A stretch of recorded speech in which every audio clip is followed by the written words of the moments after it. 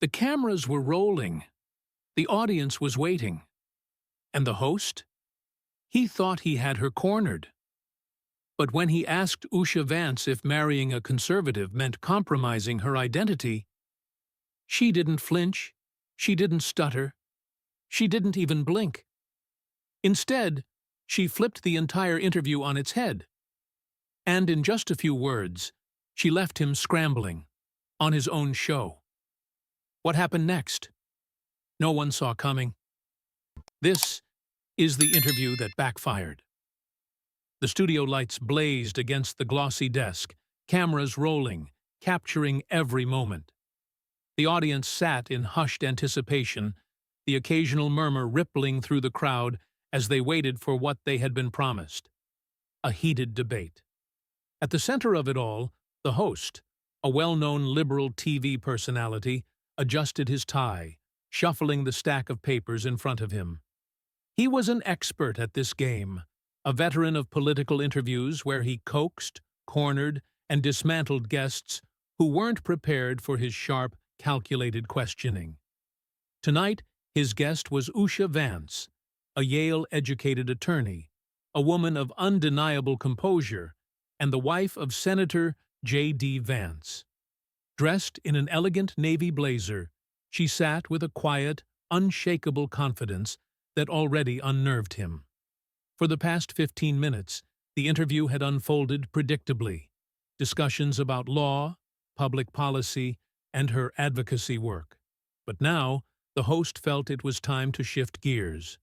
He leaned forward slightly, resting his elbows on the desk. His voice took on an air of casual curiosity, though the gleam in his eyes betrayed his true intent. As a woman of color married to a conservative politician, do you ever feel like you're compromising your identity? The studio air shifted. A few quiet gasps. The faint rustling of bodies leaning forward. The tension thickened, stretching between them like a drawn bowstring. The question was a trap, and everyone watching knew it. It was the kind of inquiry designed not for genuine insight, but to corner, to put her in a no-win scenario. If she defended her husband, it would be spun as submission, proof that she was blindly loyal to conservative ideals that supposedly went against her background. If she expressed any disagreement, headlines would scream, "Usha Vance breaks with husband on national TV." The host smirked, sensing her discomfort. He had used this tactic before, watching others scramble for an answer, fumble for a response that wouldn't be twisted against them. But Usha didn't fumble. She didn't shift in her seat. She didn't even blink. Instead, she simply let the silence stretch. The audience grew uneasy. The host, still smiling, shifted just slightly. The producers in the control room sensed something was off. She should be speaking by now. She should be rushing to defend herself.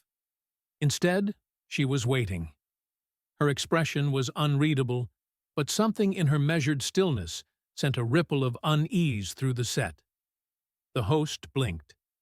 This wasn't going as planned. Usha finally leaned forward, her lips curling into a calm, knowing smile. "That's an interesting question," she said, her voice steady, deliberate. The host opened his mouth, sensing a shift in control, but she continued before he could steer the conversation back. "It's fascinating how women, especially women of color, are always asked if they regret their choices." The audience stilled. "We're always put on trial, aren't we? If we choose a career, we're asked if we regret not choosing family. If we choose family, we're asked if we regret not choosing a career. And now, if I choose a husband with different political views, I'm asked if I regret that too." She tilted her head slightly, eyes locked on him. "Tell me, when was the last time you asked a liberal woman if she regrets her marriage because her husband has different beliefs?" A murmur rippled through the audience. The host blinked again. He hadn't expected this. He cleared his throat.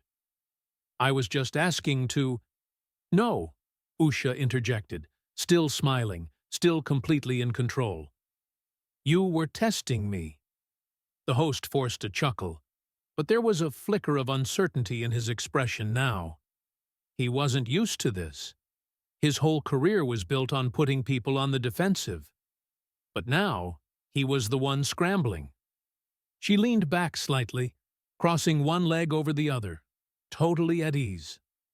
Would you ever ask a male guest if his wife's political stance diminishes his identity? Silence. The host's lips parted, but no words came out.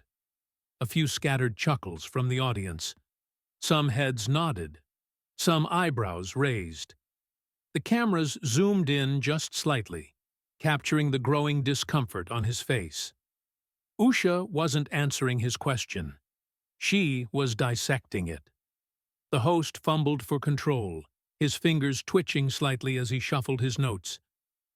Well, I just thought, given some of your husband's views, you might have a different perspective. Usha tilted her head. Ah, so that's what this is about. She let out a soft breath, as if disappointed but not surprised. When a woman stands by a man whose views don't align perfectly with the mainstream media's agenda, suddenly it's a problem. But when it's the other way around, it's a love story. A low ooh spread through the audience. The host forced a smile, but his eyes flickered to the producers. He was losing control. His own show, his own stage, and yet he was the one on the defensive now. I was just giving you the opportunity to explain. Usha raised a brow. Explain myself? For what? For making my own choices? For not fitting into the box you expect me to? A beat of silence. Because I don't need to explain anything to you. Laughter. Applause.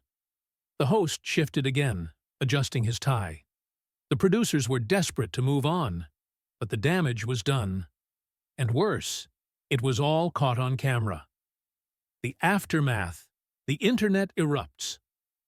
By the time the segment aired, it was already viral. The clip of Usha's calm takedown spread like wildfire.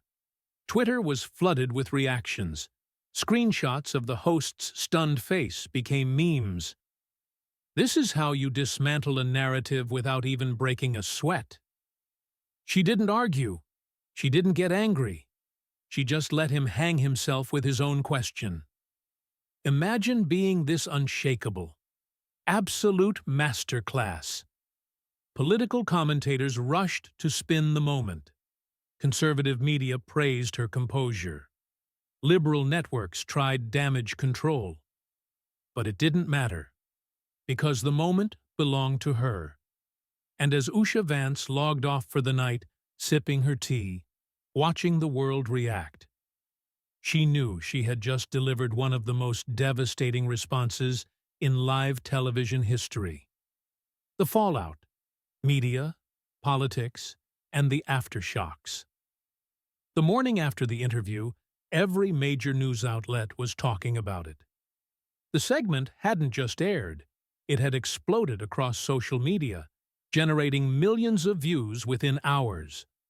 Some networks scrambled to downplay the exchange, framing it as a spirited debate rather than what it really was, a complete dismantling of a biased narrative. But the internet had already spoken. The hashtags were trending. Usha Vance owns the media. Media bias exposed. Never apologize for your choices. Twitter was flooded with reactions. Conservative commentators were celebrating her poise, calling her performance a masterclass in handling media manipulation. Even some independent journalists, who often leaned left, acknowledged the unfair double standard. Meanwhile, mainstream liberal outlets were in crisis mode.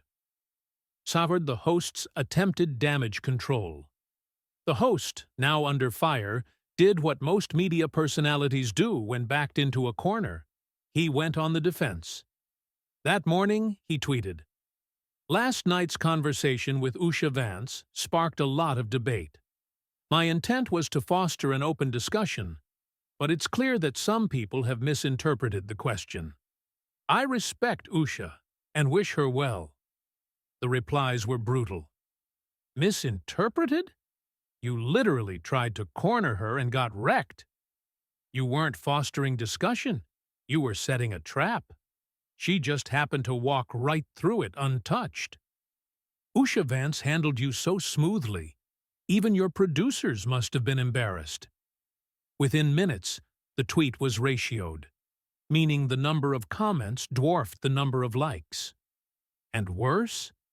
It didn't stop the backlash. The clips kept circulating, the memes kept spreading, and even late-night hosts, who normally defended liberal media figures, poked fun at his flustered reaction.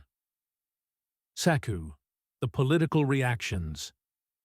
By midday, political figures had begun weighing in. Conservative leaders rallied behind Usha Republican senators, and political influencers seized the moment, turning it into a rallying cry against media bias.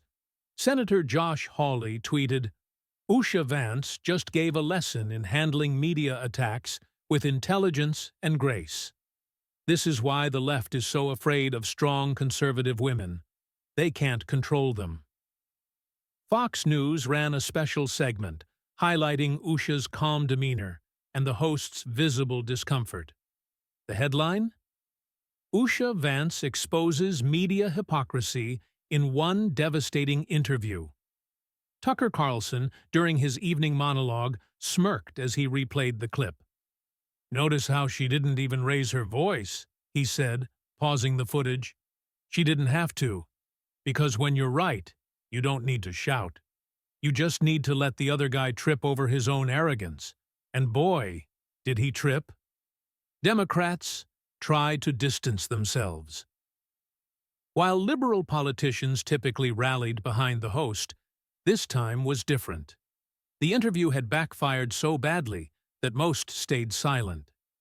Some even quietly admitted that the question had been a mistake. One anonymous Democratic strategist was quoted in Politico saying, "This wasn't a good look for us. The question wasn't just bad. It played into the exact stereotype conservatives use against us, that we try to dictate what women of color should believe. This one hurt. Oof." The media spin. It wasn't that bad. By the afternoon, major liberal outlets were scrambling. One op-ed in the Washington Post argued that while Usha's response was sharp, it was also a form of deflection. Did Usha really answer the question, or did she skillfully avoid it while making the host look bad? Another commentator on MSNBC tried a different approach. The real question is, why was this interview even seen as a fight? Why does every moment have to be won or lost? Isn't politics about nuance? Except, of course, that's exactly what the host had tried to take away from her. And the public wasn't buying the spin. The clip was still everywhere. The fourth meme war.